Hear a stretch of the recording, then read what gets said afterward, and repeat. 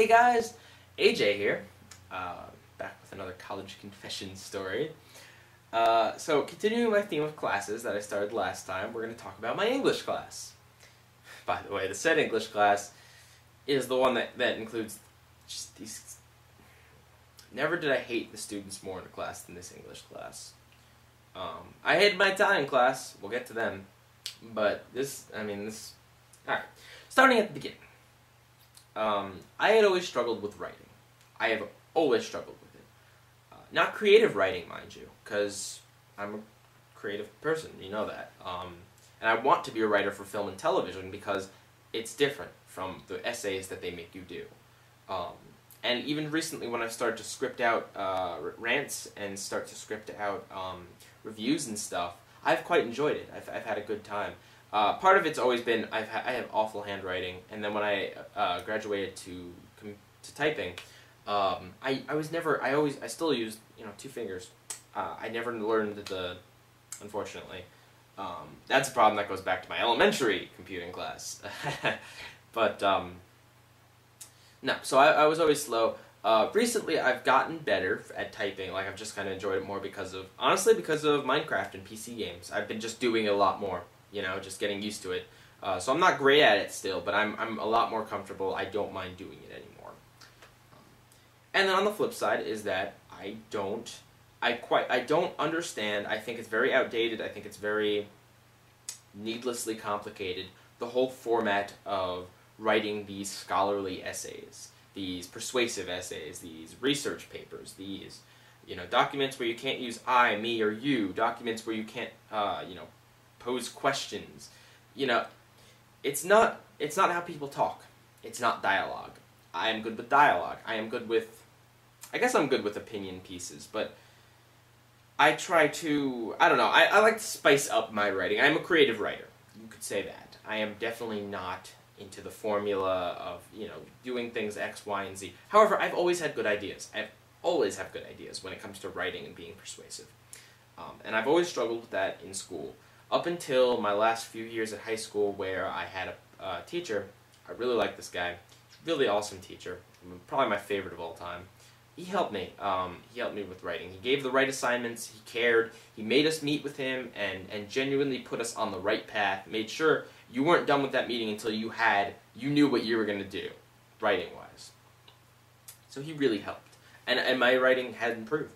I went from being like really, in freshman year, I pretty much failed about half of my writing assignments. And it was also because I knew I was bad at them, and I was so self-conscious and stuff that I would put off writing because I was like, what's the point? I'm just going to get a bad grade. I would have these anxieties about it. Awful, awful time. But anyway, I started to get a little bit better in high school. Not like perfect A+, but I started to get decent. I started to get B+ and stuff on these writing assignments. I had an 8-page paper that was one of my final projects in my English class the last year, and I got like an A- on it. I did really well, and I started to kind of understand writing a little bit more. However, after doing that 8-page thing, I'm like, okay, I'm so done. I don't ever want to do this again. So I get to college, University X. Mind you, I just want to point one thing out. I was a film major. However, technically, which is considered an English major. So I would have to do a lot of writing had I stayed at University X. So I go to the orientation at University X, and here's where they give you the placement testing. Math and English. Math was irrelevant for me. We'll get to my math class, that's another subject. But that was irrelevant because of my major. You just had to take a math class. Didn't matter which one you got placed into, so that was pretty much whatever. English. So I get the whole English one is pretty much, it's an essay. Just an essay. They give you a topic and you do the essay. And let me also point out the fact that I've always excelled in English classes. I've always excelled at analysis of literature and everything. Now don't get me wrong, I still think of a lot of it is garbage, like, symbolism. A lot of it's fake symbolism that English teachers apply to it. But I am still really good at it. As you guys may well know, I'm good at critiquing media. I'm good at pointing out things that are cool and stuff. Like, I see things that not everyone does. So it's always been like the double-edged sword where I'd always do horribly on my writing assignments, but excel in analysis. So it would always balance out. So anyway, so I saw this and I'm like, oh great, it's an essay. Well, whatever, no pressure. I'm sure I'm not going to get in any special classes or whatever. The topic comes up. Do you think the school system is flawed? And if so, why? Holy crap, I think the school system is flawed and I know exactly why. I know, man, I know! So, I had a great question. I had a great topic. I knew exactly, and I wrote, and I wrote, and I wrote, and I never ran out of things, and I phrased my argument so well, because this is a thing I've been passionate about for a long time. The education system in middle school, elementary school, high school, even somewhat in universities, but especially public schools, in how things like, what standards of okay for, a New Jersey school might not be the same standards for an Oklahoma school. You know what I'm saying? Like, I was just using that as an example. I have no clue how they stand, but some schools have lower standards. Getting an A in one school is not as good, honestly, as getting like a C in another if the other school actually taught you something. The emphasis on grade.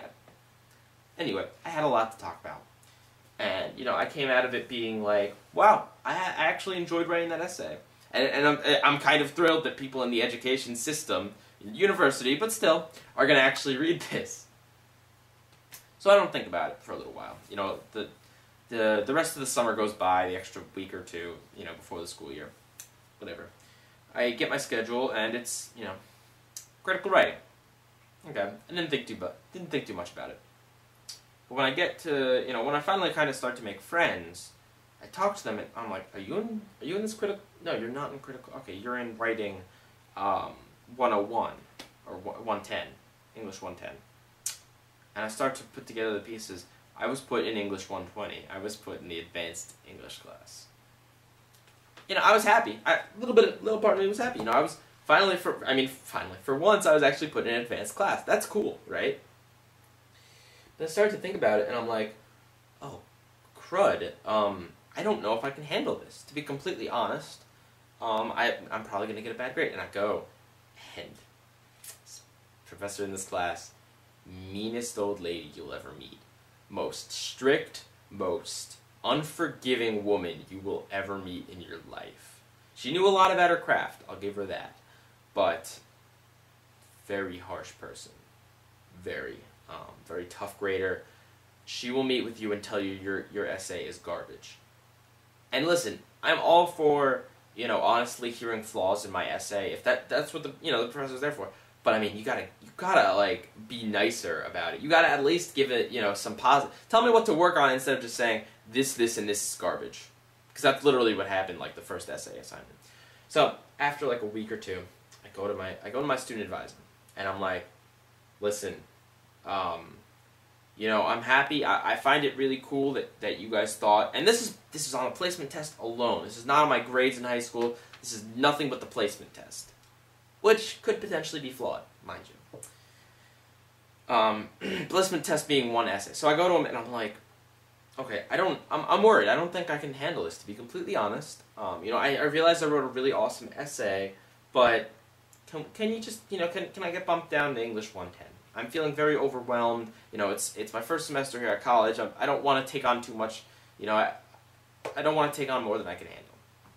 So he's like, your placement test was graded, your essay was graded by very esteemed individuals in the English department. And, they strongly agree that you belong in this class. And I'm like, well, okay, yes, based upon that one essay, but that doesn't mean I don't have the skills. I don't have the knowledge as the rest of these kids. This class assumes the rest of these kids in this class took an English 110 level class in high school. They got their high school credits. That's how they got. I was the only kid in my class that got in based on placement test alone. I was scared. Wouldn't move me out. Would not move me out. Because apparently the high elders upon Englishtopia hath declared that I was worthy. And you can't deny the call. Now can you? Right? So, okay. So, I mean, professor's such a strict woman. Yeah, again, my first essay, she's literally like, this is awful. You can't give me this. She starts throwing around these terms. She's like, didn't anyone teach you how to do this and this, use this device and this? And I'm like, no. No one has. Absolutely no one has. I wish I could have taken English 110, but I never have. They're not letting me. And she was like, well, I can't help you there. And I'm like, thanks. Class was about 8 people, just by the way. About 8 kids. And I'm not going to go into too much detail because I've spoken about it, but there was the toilet paper stealing girl. There was heroin stealing girl. There was really obnoxious guy that talked like this and really didn't know anything about writing essays. I don't know how he got in the class either, but he's totally an idiot. Seriously, he was really stupid and asked really, really stupid questions. Like, I wish I could remember. He would ask do you want this essay double spaced? After we'd done 6 essays double spaced already, he would ask that stupid,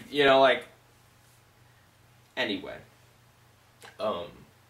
So there was that kid, heroin girl, toilet paper girl. There was foreign exchange guy who was just here for citizenship. There was this kid who was my neighbor's roommate, my friend's roommate, from my first dorm room's next door neighbor, who was just this complete slob. Kid literally handed every paper in late. Complete mess of a human being. Oh God. He wore flip-flops all the time. I made the mistake of looking down. His toenails were black. I kid you not. That's how ungroomed this kid was. Ugh.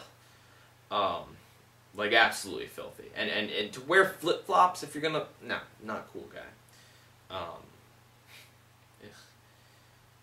Among others. There were, and then there was about four girls that were kind of quiet and kind of stayed to the back. But for the most part, there were some really obnoxious kids in the class. No chance of me making friends with any of them. No chance with them, helping me out with anything. I was kind of I'm keeping my distance. These kids are awful. Right. So that's it. So kids I couldn't rely on for crud.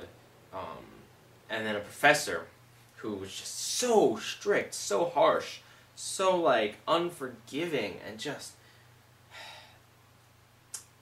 Here's how my student advisor convinced me it was okay to kind of stop fighting this. Not that there was anything I could really do. Apparently he said, and I checked this, if I take English 120 now, first semester, freshman year, next semester I can take my first film class, because my first film class requires you to take English 120.